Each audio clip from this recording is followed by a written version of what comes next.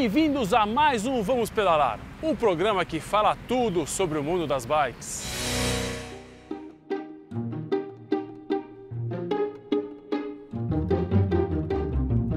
Vamos bater um papo com o jornalista Marcelo Irra. Ele praticamente abandonou o carro e usa a bike como principal modal. Vamos lá ver?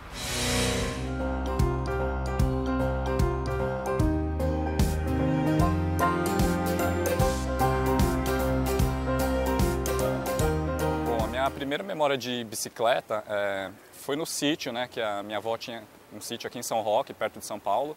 E eu lembro do meu pai me colocando na bicicleta, já sem rodinha mesmo, numa ladeirinha. Então ele me soltava e falava, vai, né?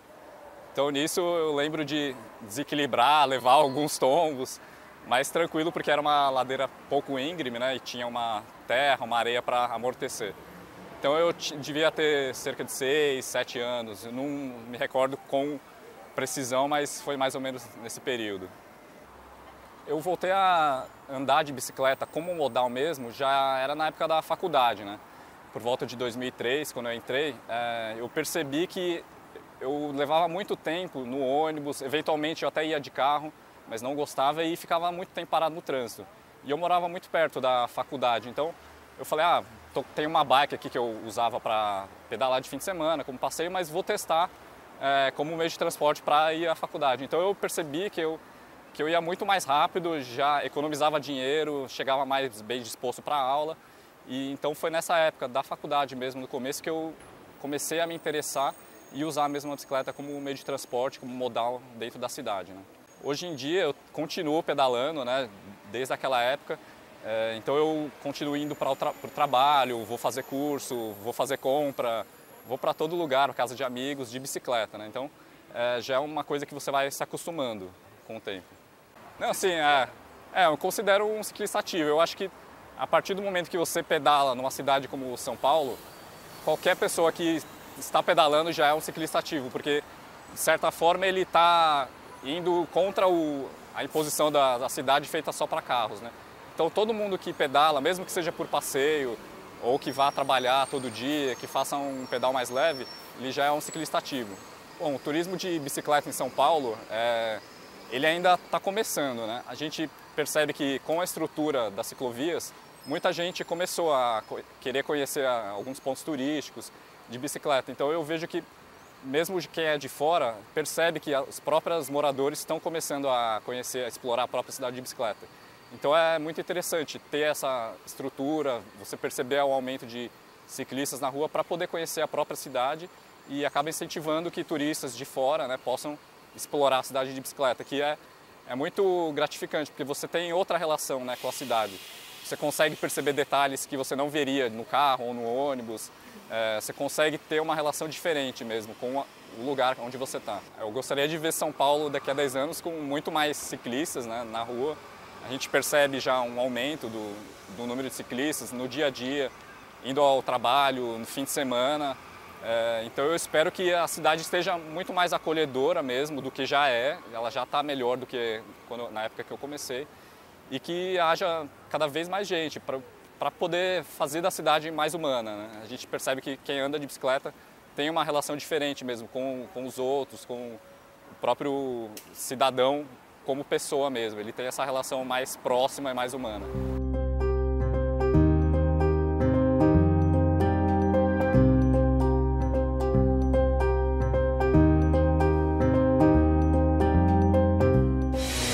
Nosso mega especialista Mário Cana vai nos ensinar hoje como fazer a troca da corrente da bike.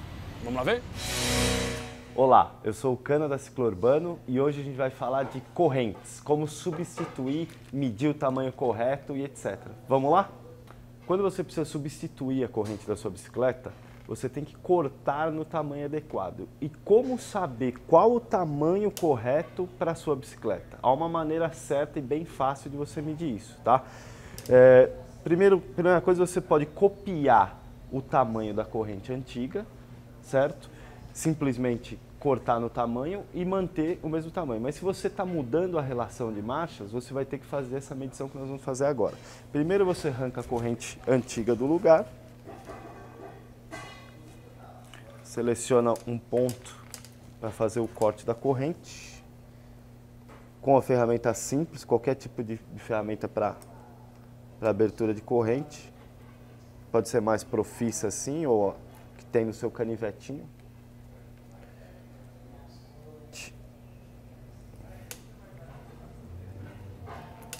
Seccionou a corrente, remove ela por completo. A corrente velha está aqui. Agora pegando a corrente nova, zerinho.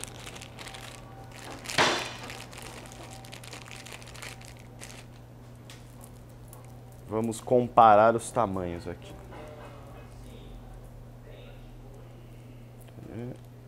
Vamos ver. Colou aqui. Ó, tem uma diferença grande. Isso a gente vai ter que cortar.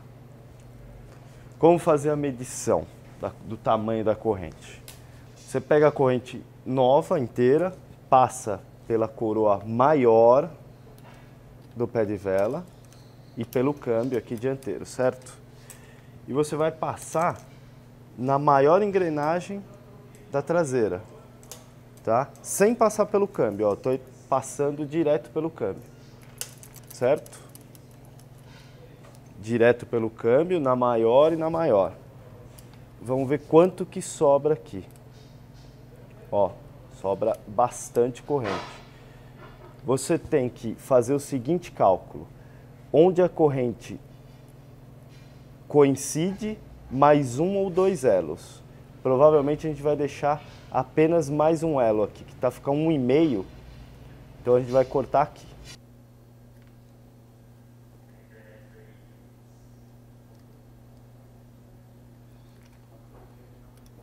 Corte e mantenha o pino do outro lado, não transpassa toda a ferramenta. Algumas correntes têm um pino avulso, ele já vem com um pino especial. Como essa é uma corrente simples, ela não tem.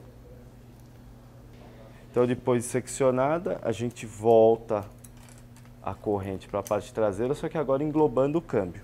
Agora não interessa qual a coroa que você deixa, pode deixar na menor que fica mais fácil de passar. Tem que passar corretamente pelo câmbio.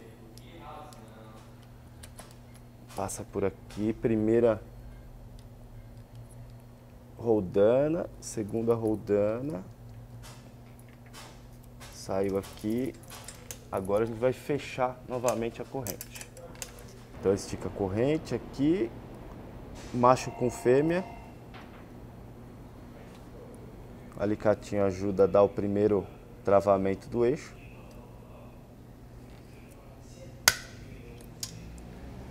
E aí finaliza com a chave de corrente.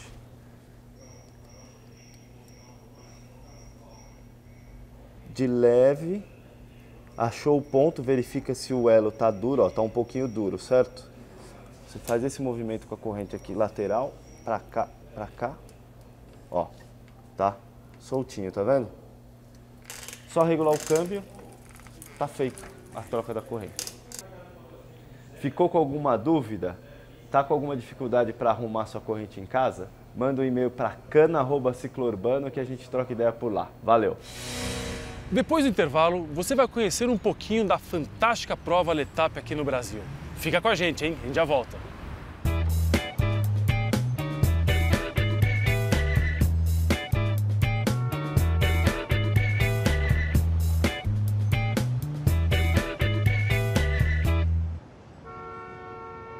Fomos conversar com Márcio Flores. O cara é empresário e trouxe para o Brasil uma das maiores provas de ciclismo amador do mundo. Vamos lá ver?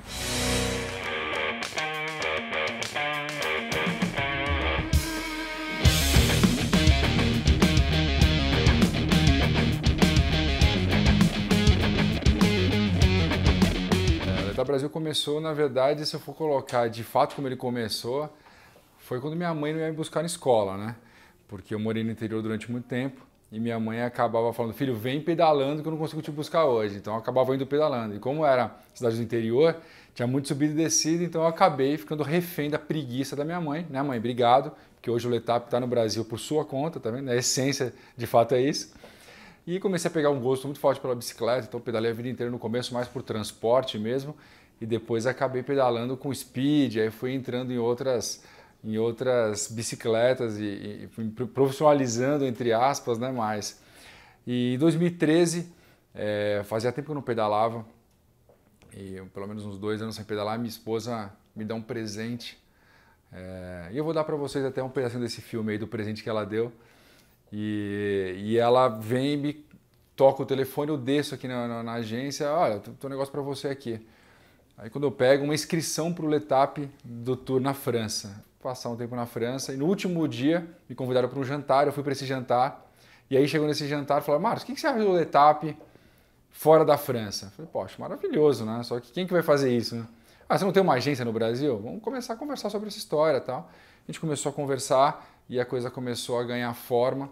E os franceses falaram, Marcos, mas acha que o Brasil tem condição de comportar uma prova como essa? Tem estrutura, tem gente, tem ciclista que vai comprar a nossa ideia?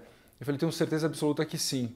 O Brasil, que é o Brasil que eu conheço, que foi o Brasil que eu levei para os franceses, é um Brasil um pouco diferente daquele que eles viam na mídia, né? Foi muito legal, que minha apresentação até falava isso, né? O meu Brasil, né? Dos Brasis que existem, esse é o meu Brasil. Aí começava assim a apresentação. E foi muito legal porque o Brasil da bicicleta hoje é o Brasil da mobilidade, da conscientização e é o Brasil de quem quer pedalar, speed, quem quer viajar para pedalar e conhecer outros lugares. Então, os franceses ficaram muito admirados com essa história do Brasil. Eu apostei uma parte, eles apostaram outra. A gente trouxe a prova ao Brasil em 2013. A primeira foi em 14, né? O primeiro ano foi 14. A gente criou essa sociedade muito legal. Hoje somos a grande referência do mundo no esporte amador de ciclismo. Pelos próprios franceses, né? Eles dizem que o Brasil é a melhor prova do mundo amadora depois da França. Lógico que tem que ser depois da França, né? Então, cara, a história do L'Etape no Brasil é não só uma vitória para a gente aqui no Brasil, mas o mundo inteiro reconhecendo a gente como país hoje berço do ciclismo amador. E isso é muito bom para a gente. Já somos a maior prova da América Latina. Ano passado foram quase 3 mil atletas. E esse ano esperamos que essa consolidação continue e pelo que vai até agora vai acontecer a mesma coisa que aconteceu no passado, um pouquinho melhor ainda.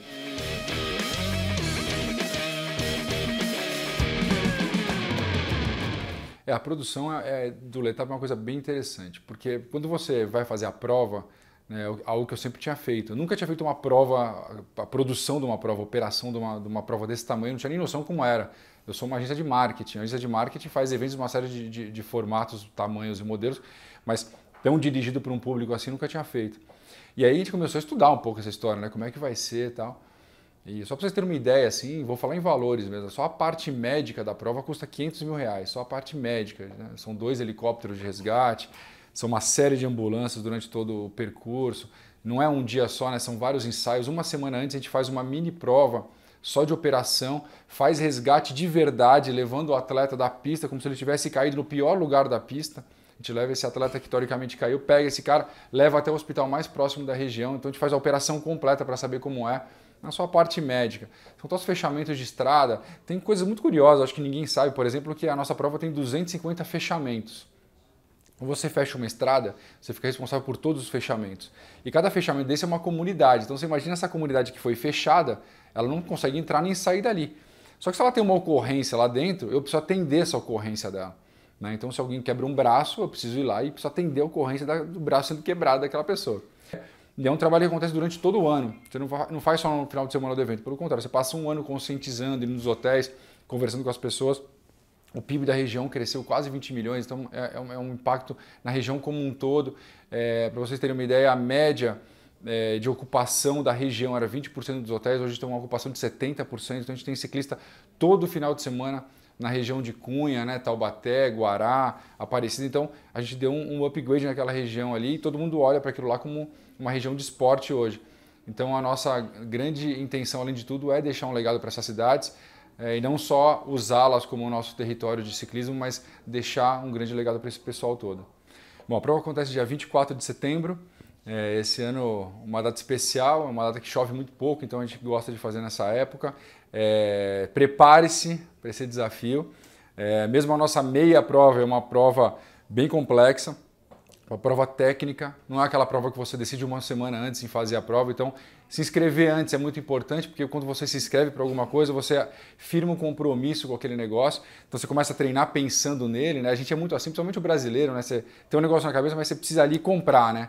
Então, não é se inscrever para fazer bem para a nossa prova, não. Para fazer bem para você mesmo. Começa a treinar agora, porque aí você com essa inscrição na mão, você vai falar, não, peraí, eu tenho um objetivo lá bem definido. E o atleta que já pedala na ciclofaixa em São Paulo, que já tem uma grande condição, que já percebe que está indo bem, eu acho que já pode começar a treinar um pouco mais específico. Lá tem muita montanha, então as montanhas elas são bem elevadas, então é bom dar uma treinada. Começa com o meu percurso, para quem nunca fez nada, nunca fez uma prova desse tamanho, começa com o meu percurso para sentir, para ver como é que é, e aí depois é o percurso inteiro, né? São 54 km o meio percurso e 113 o percurso completo, com 3.000 de elevação no completo. Então, se prepara que é duro, todo mundo sente muita cãibra, mas se estiver bem preparado, é uma cãibra pontual e depois tudo passa, e a alegria de fazer a prova, o lugar é maravilhoso, as pessoas que estão lá estão numa vibe impressionante, então vale muito a pena, eu super recomendo. O Bora Bike é um aplicativo que estimula as pessoas a andarem de bike. Uma ideia bem interessante e inovadora. Vamos lá conhecer?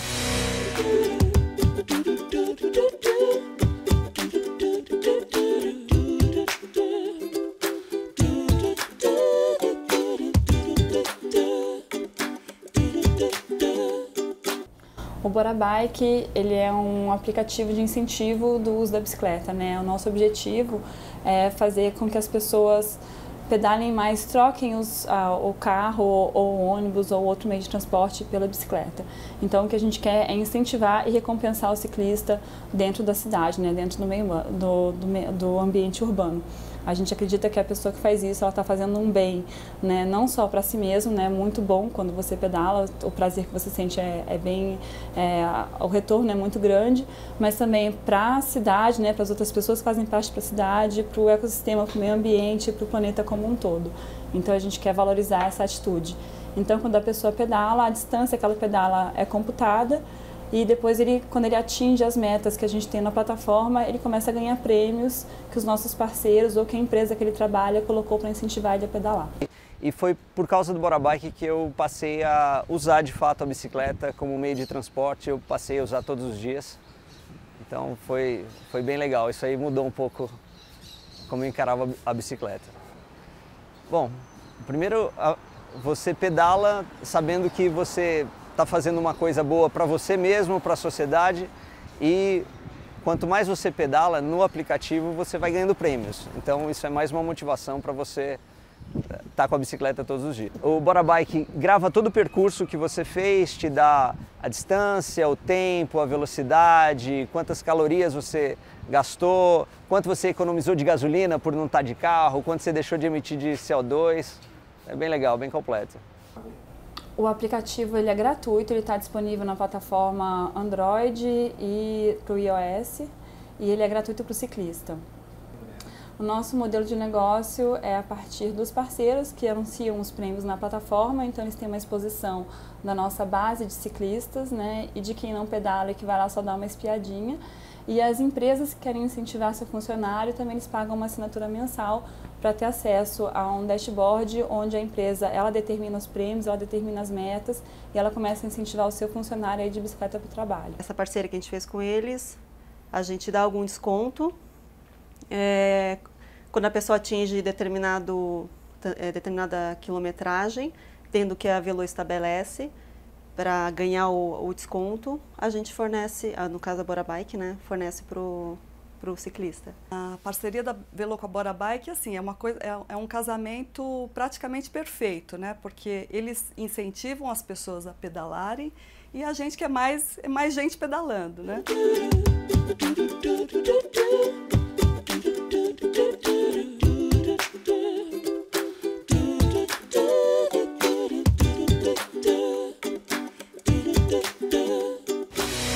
Após o intervalo, vamos bater um papo com o cicloativista e videomaker José Renato Bergo. Fica aí, a gente já volta.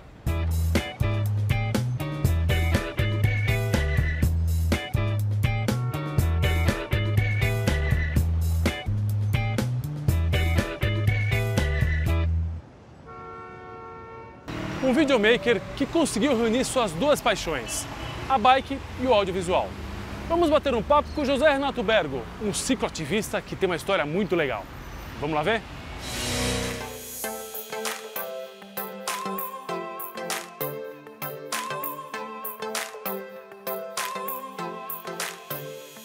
Meu nome é José Renato Bergo, eu sou videomaker, sou ciclista já há algum tempo. Enfim, eu estou fazendo uma convergência entre a minha profissão e o que eu estou amando, que é a bicicleta. Bom, óbvio, a gente pedala desde moleque, então assim, desde a época da escola eu já ia de bicicleta para a escola. Mas se a gente perde isso, troquei a bicicleta pela moto quando eu tinha uns 20 e poucos anos, nunca mais deixei de andar de bicicleta, mas muito menos do que eu fazia antes. E a bicicleta voltou na minha vida quando eu tive meu primeiro filho, na verdade meu segundo filho. A minha ex-mulher me deu de presente uma bicicleta para eu poder, enfim, começar a voltar a ter um exercício físico, que a gente ficou um pouco sedentário. E aí eu comecei a levar meus filhos para o parque de bicicleta.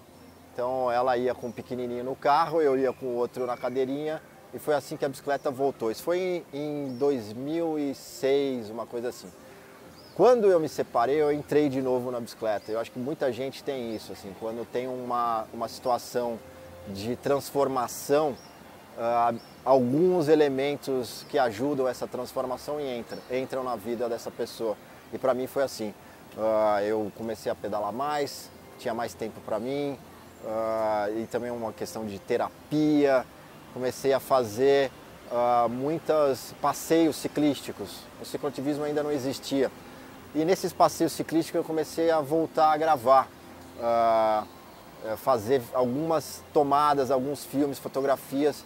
A partir disso eu comecei a querer registrar isso de uma maneira mais organizada e fazer pequenos vídeos. Foi aí que eu comecei então a entender que eu podia trazer a minha profissão para o lugar onde eu estava atuando, que era me relacionar com a bicicleta, com as pessoas que faziam esses passeios. Então foi por aí que eu comecei. Eu conheci, na verdade, o cicloativismo de uma maneira um pouco orgânica, assim, indo para as bicicletadas, participando do meu interesse com essa emergência da cidade de São Paulo, de outras cidades que eu frequentava e frequento ainda, como Rio de Janeiro e Belo Horizonte, vendo que essas cidades estavam se transformando.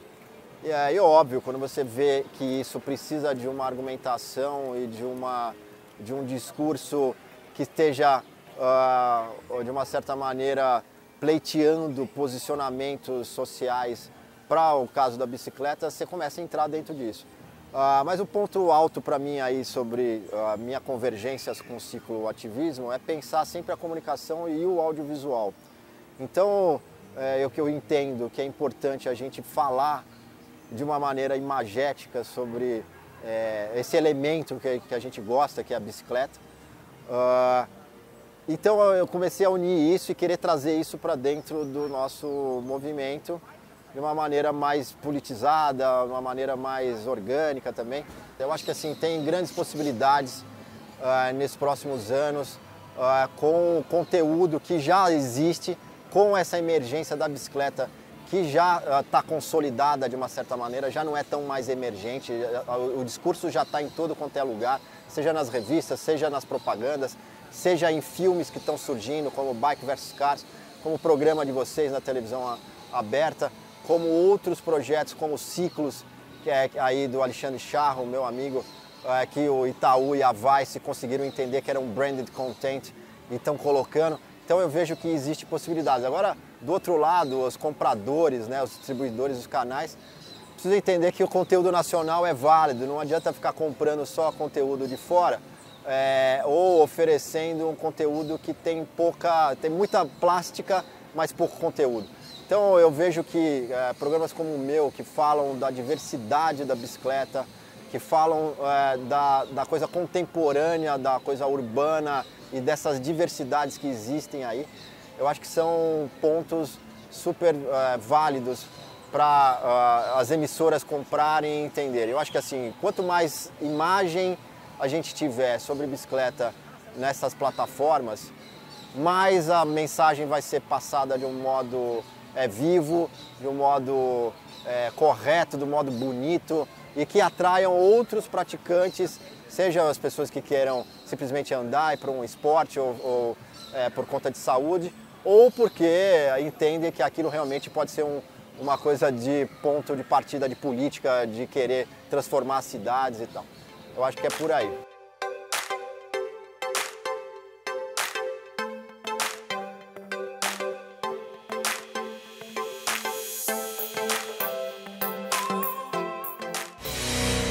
Bom, pessoal, o programa fica por aqui, mas semana que vem tem mais. Dicas de manutenção, viagens e tudo sobre o mundo da bike. Fica com a gente e vamos pedalar?